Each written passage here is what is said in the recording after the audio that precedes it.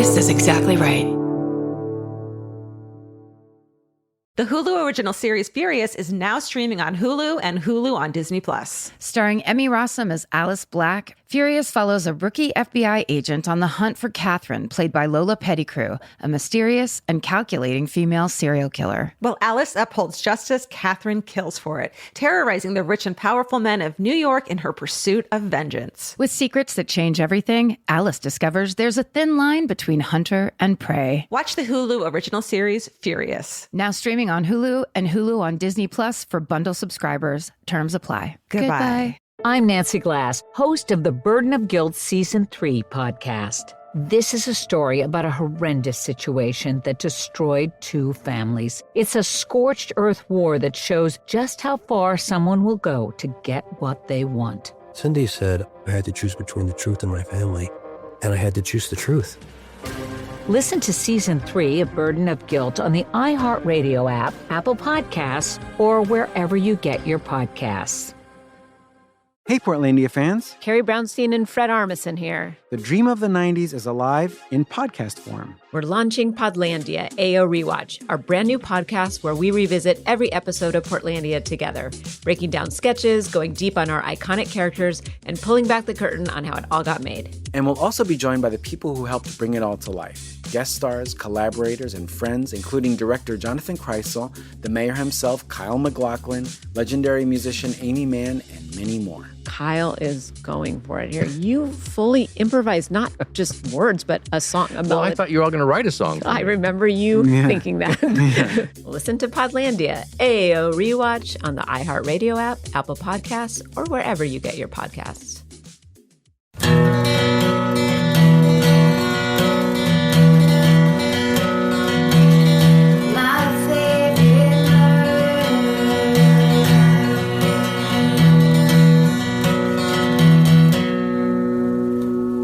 Hello. And welcome To My Favorite Murder. the Minisode. Hi. This is the one where you write in emails of your hometowns and your childhood pranks and your grandma being a badass and any other anecdote you'd like to tell us. That's a good story. Yeah, if you can write a good story in an email and you can figure out how to send that to myfavoritemurder@gmail.com, then maybe you too can be a part of the My Favorite Murder hometown episode. Brigade of episodes. You want to go first this time? Yep. Here we go.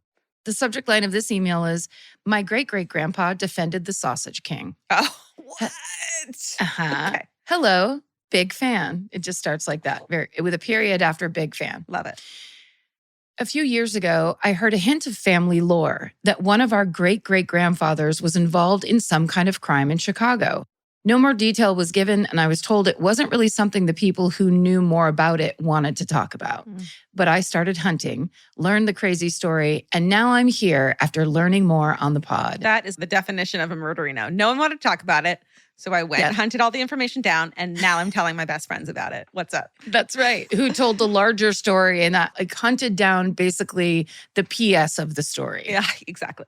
Thank you, friend. My great-great-grandfather was Adolf Lutgart, the Sausage King's defense attorney in his second trial. Wow.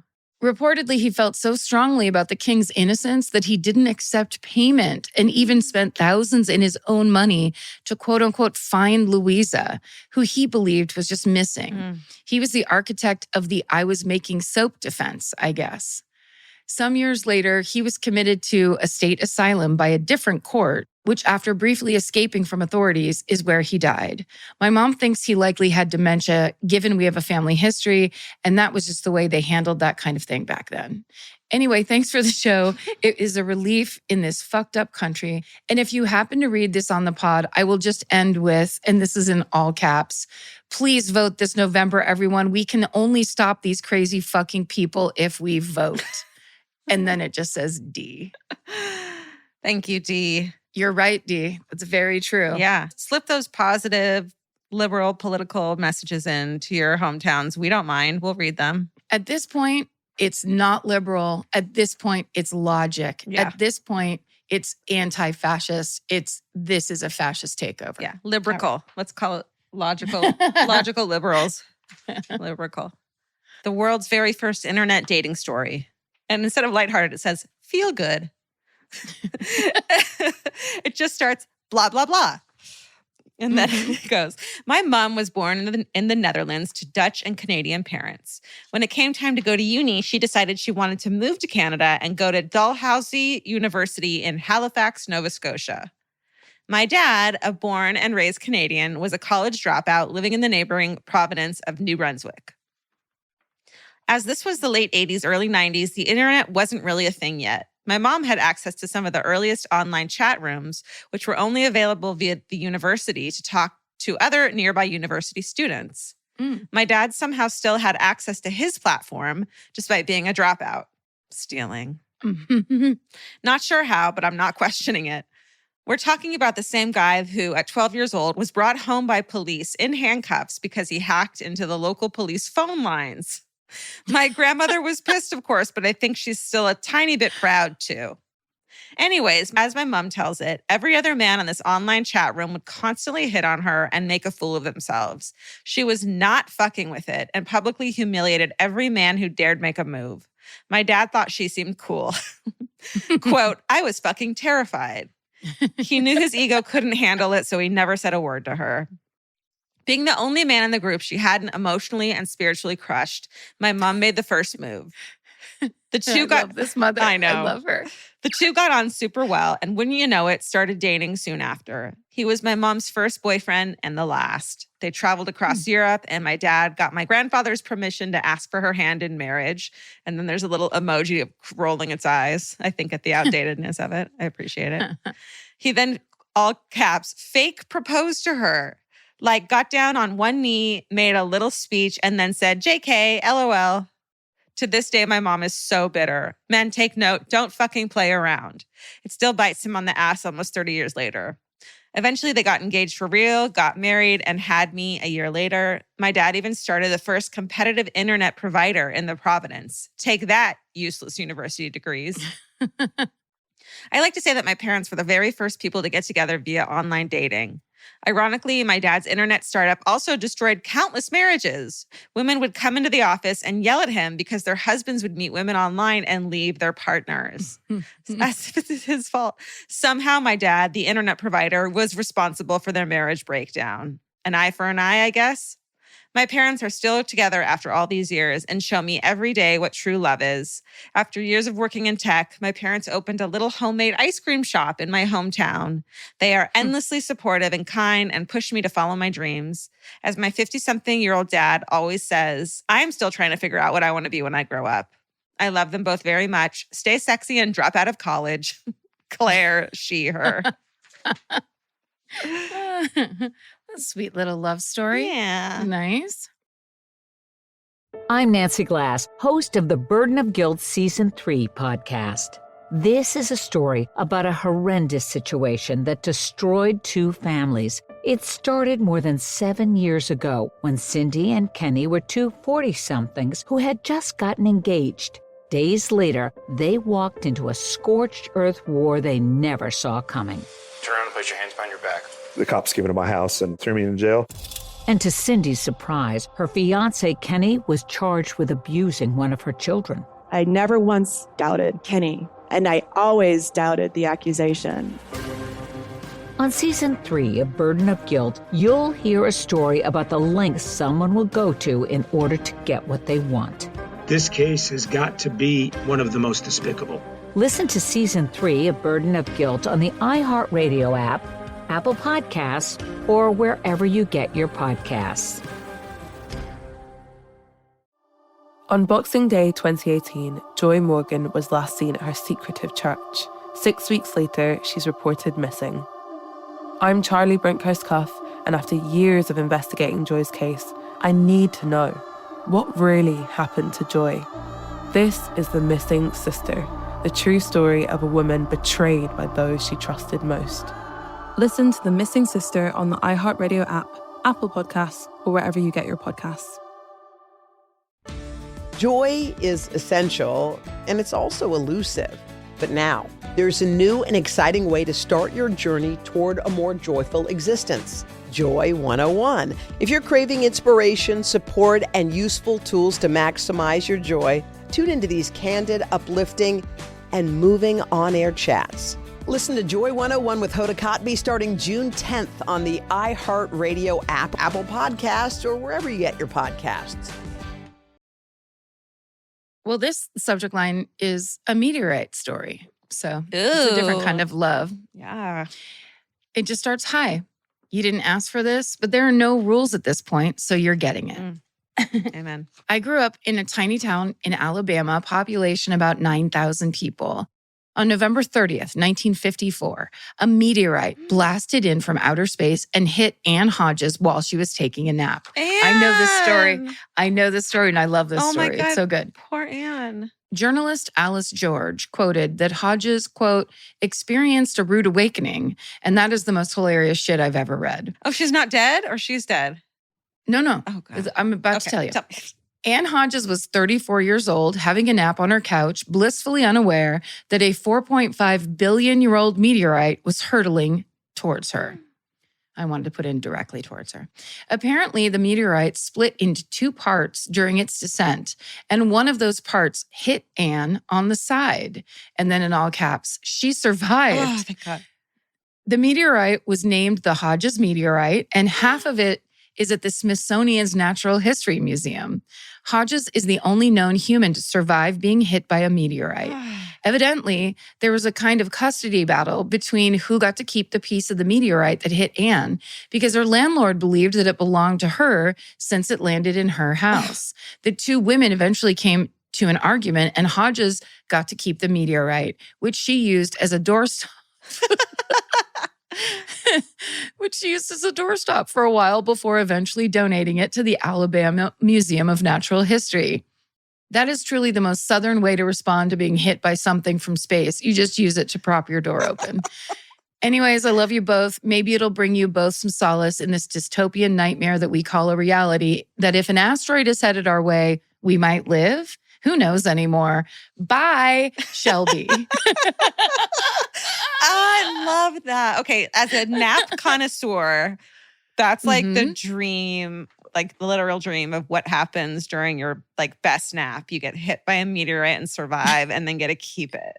From what I remember, because I've seen this, like, whatever it was, a Wikipedia post or something, but it's like she was literally like on her side on the couch, and then it just came through the roof and like hit her in the hip or like ribs or whatever. Oh my God. It's the craziest. That's the crazy, all the fucking space and time in the fucking universe, and this little fucking meteorite like points at you basically and is like, you, I'm in love with you. That meteorite was in love with her. Wouldn't you be like, this is all about me? Yeah. Also, like from now on. And then it gets named after her. That's so cool. I'm sorry, but the hard Stark meteorite, that would be pretty rad. Come on. That's, you know what? There's still possibility. There's plenty of time. Right. And any and all of us could get hit by meteorites for sure. Oh, if only. Okay. This one's called, I'm not going to tell you. Okay. It just starts, goddesses. Hey. I've been wanting to submit this story for a few years now, and recently someone beat me to a train story. Let's get into it. The year was 1990, and I was backpacking across Europe for 2 months after graduating college. My travel mate and I were chill travelers and tried hard to never be stressed about train schedules, but this overnight train journey required a few connections in order to meet another traveler, so we were on high alert and stressed about what stop to exit the train to grab a connection to get us to the rendezvous spot. This takes us to 7 a.m., and the two of us are standing on the step of the train debating if this is the correct stop for us to exit or not. She's standing in front of me. They're on the train, on the step to the platform, but on the train. She's standing in front of me as we argue. Yes, no, yes, no. As the train started to depart, I decided it was the correct stop, so naturally, I pushed her. I witnessed her hit the platform hard and almost roll, but her backpack stopped her. A split second later, and the train is accelerating, so I decide that jumping is not for me. At this point, I lean out of the train and scream, I'll come back for you. Remember, there were no cell phones, and we had a standing agreement that if we got separated, the person on the train would come back for the person at the station. The train then slowly comes to a stop. I stupidly believed they stopped the train so I can exit and join my friend. This was not the case. They stopped the train because they saw someone fall off. I exit the train and start to walk the long walk back to the platform. This required a big jump down to the ground, not the platform. This is where the police get involved, and we probably could have gotten in serious trouble. It turns out it was the wrong stop. They put us back on the train, but will not let us sit in a seat. The police stand with us for the 40-minute ride to our correct stop. They are clearly pissed that we can't stop laughing while we stand there with them. Man, that's a good friend who's laughing that you pushed her off a fucking train. That's right. That's right. I know it was rude of us, but we couldn't help it. I would like to formally apologize to any of the commuters on that train that were late to work that day because of two stupid and selfish American women. Also, my apologies for all the parentheticals. And then in parentheses it says, they are my love language. Stay sexy and don't push your friend off a moving train, stupid American traveler. Good advice. Yeah. But also that idea that you can't figure it out. And then just basically it's like, well, time's up. This is it. So now you have to make a decision. Yeah. It's like, this is it. I'm not going to jump. This is it. I'm going to push you. You go first. You're going to take the hit and then I'm going to stay here in my indecision. Right. I'm Nancy Glass, host of the Burden of Guilt Season 3 podcast.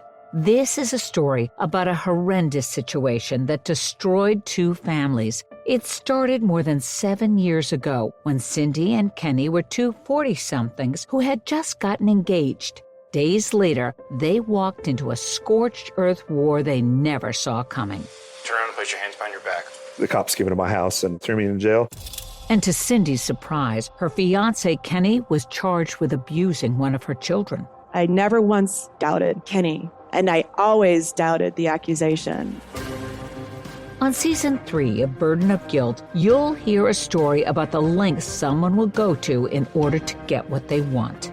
This case has got to be one of the most despicable. Listen to Season 3 of Burden of Guilt on the iHeartRadio app, Apple Podcasts, or wherever you get your podcasts. Hey, Portlandia fans. Carrie Brownstein and Fred Armisen here. The dream of the 90s is alive in podcast form. We're launching Podlandia, AO Rewatch, our brand new podcast where we revisit every episode of Portlandia together, breaking down sketches, going deep on our iconic characters, and pulling back the curtain on how it all got made. And we'll also be joined by the people who helped bring it all to life. Guest stars, collaborators, and friends, including director Jonathan Kreisel, the mayor himself, Kyle MacLachlan, legendary musician Amy Mann, and many more. Kyle is going for it here. You fully improvised not just words, but a song. Well, I thought you were all going to write a song. I remember you thinking that. Listen to Podlandia, AO Rewatch on the iHeartRadio app, Apple Podcasts, or wherever you get your podcasts. I'm Stephanie Young. The hit podcast Love Trapped is back with new updates in the case of Laura Owens. This is CR 2025, State versus Laura Owens. I think she really believes that she still has an out. I'm quite confident that they're up to something. We're following the case live as the criminal charges finally come to a conclusion. Trust us when we tell you, as the victims of Laura Owens, she will not stop. Listen to Love Trapped on the iHeartRadio app, Apple Podcasts, or wherever you get your podcasts. This says first responder story, lighthearted. Hi, MFM family. My husband just got home from work and told me this story from his shift, so I knew I needed to share it with you all. My husband is a patrol cop that works at the graveyard shift in an affluent suburb. He was dispatched to a call for a burglary in progress at a residence. The caller told the dispatcher that she was upstairs in the bedroom and that she could hear lots of movement coming from downstairs. It sounded like someone was going through the drawers and moving furniture. The caller hangs up before dispatch can get any more information. My husband was first on the scene. He walked around the perimeter of the house, but didn't notice anyone or anything suspicious until he checked the back door and discovered it was unlocked. He entered the house, gun drawn and flashlight in hand, and announced himself. County police, come out with your hands up. It was completely dark in the house, but he could sense movement in the adjacent room. At this moment, the caller rushed down the stairs and yelled, "He's in there," pointing to the room where the movement was coming from. My husband told the caller to go back upstairs for her safety, but of course she didn't listen. My husband swept his flashlight over the corners in the adjacent room, but he didn't see anyone inside until the light shone on the floor and he found an overzealous Roomba buzzing past him, subsequently knocking into a chair near him. Oh, no. He let out the biggest laugh as the caller raced down the stairs and fumbled for the light switch, bathing the first floor in light. Oh. She saw the Roomba and turned to face my husband with a look of utter embarrassment. Yeah. She apologized for calling 911 and explained that she was house sitting for a friend and that it was her first night in the house. It would be so scary. The resident failed to mention that they programmed a Roomba to clean at an odd hour in the night. Yeah, that's a fucking pretty important detail. Yeah.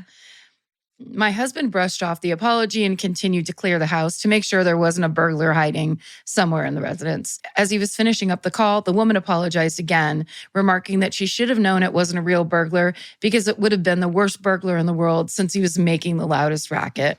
Stay sexy and call 911 because it's better to be safe than sorry. Danielle. Oh my God. I will never own a Roomba. I can almost guarantee that. It just sounds like problems. Yes. No, just vacuum. Yes. Just do it. You're fine. Okay. This is my last one called Awesome Celebrities, Henry Winkler. Yes. Hey, all. I remember Georgia told a story about Henry Winkler being a great guy, and I wanted to back her up on this. Probably like 12-ish years ago, Henry Winkler was signing autographs at the Cleveland, what's 1X in Rome? 10? Cleveland 10 Center Auto Show.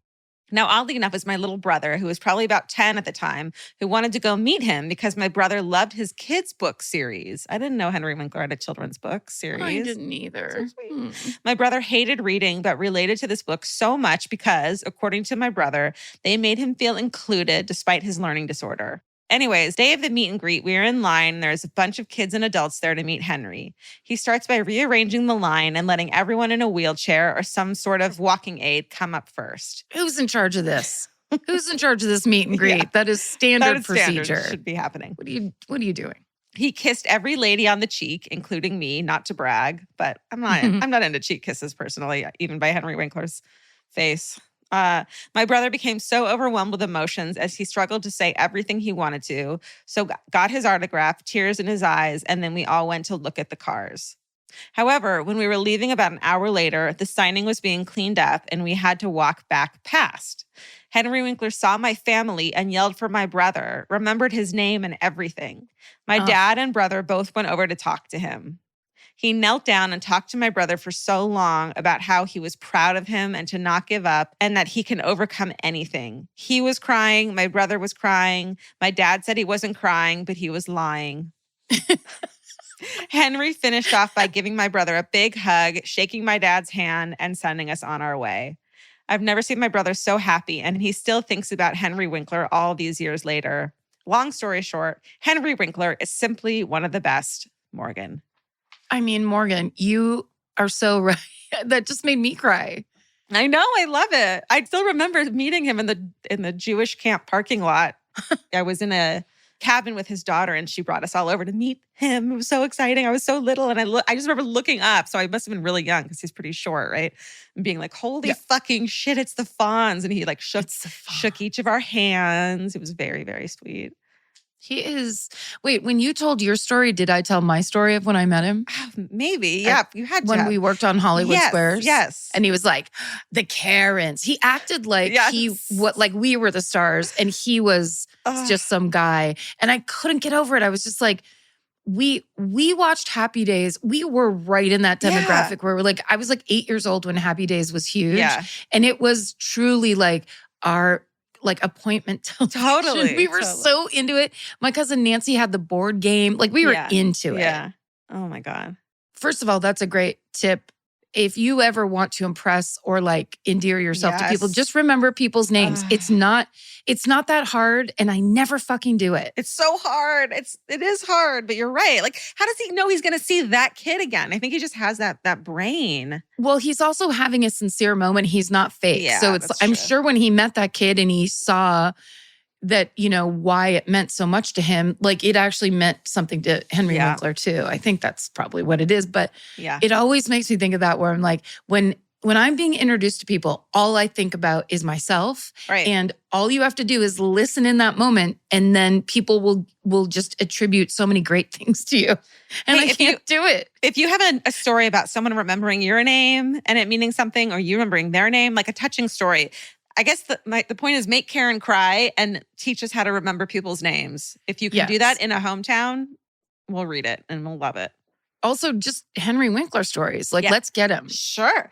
Let's get him to do a hometown on this fucking podcast. Could you imagine? I can. Well, he would do it and he would love it and he would talk like this. Well, I got to tell you, Karen and Georgia, girls, let me just tell you, I got to tell you. Hey, write us your Henry Winkler stories at myfavoritemurder@gmail.com. Or Ron Howard, depending on who. Remember when we did whatever that morning show was in New York and Ron Howard was the guest before us? And when he walked out, he looked at me and George. This was one of the most exciting things because, again, I am from that Happy Days era. He looked at me and Georgia with this huge smile on his face and goes, "Hey, good luck." Yeah, he was so nice. Like he just went in and now he knows we're going in. And it was like, he couldn't believe he did great. And like he was just some dude who just killed it. Yeah, he was great. He was. It was friendly. like, that was. Hey, you guys are going to. You guys. When I was like, oh my God, that was fucking Ron Howard. That was huge. That was wild. It was awesome. Oy vey. Yeah, if you have any stories about us being on that TV show. I do.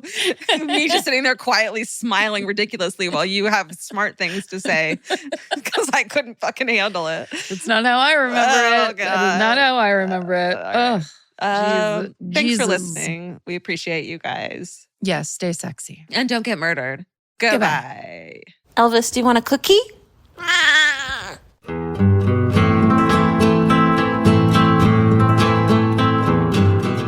This has been an Exactly Right production. Our senior producer is Hannah Kyle Crichton.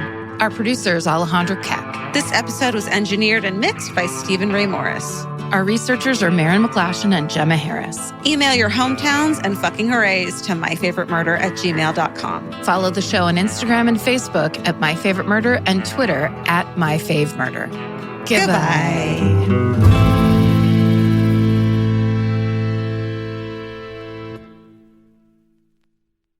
I'm Nancy Glass, host of the Burden of Guilt Season 3 podcast. This is a story about a horrendous situation that destroyed 2 families. It's a scorched earth war that shows just how far someone will go to get what they want. Cindy said I had to choose between the truth and my family, and I had to choose the truth.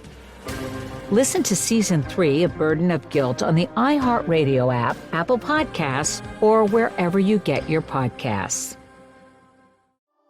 On Boxing Day 2018, Joy Morgan was last seen at her secretive church. 6 weeks later, she's reported missing.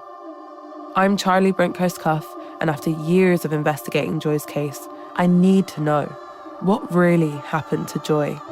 This is The Missing Sister, the true story of a woman betrayed by those she trusted most. Listen to The Missing Sister on the iHeartRadio app, Apple Podcasts, or wherever you get your podcasts. In the middle of the night, Saskia awoke in a haze. Her husband Mike was on his laptop. What was on his screen would change Saskia's life forever. I said, I need you to tell me exactly what you're doing. And immediately, the mask came off. You're supposed to be safe. That's your home. That's your husband. Listen to Betrayal Season 5 on the iHeartRadio app, Apple Podcasts, or wherever you get your podcasts.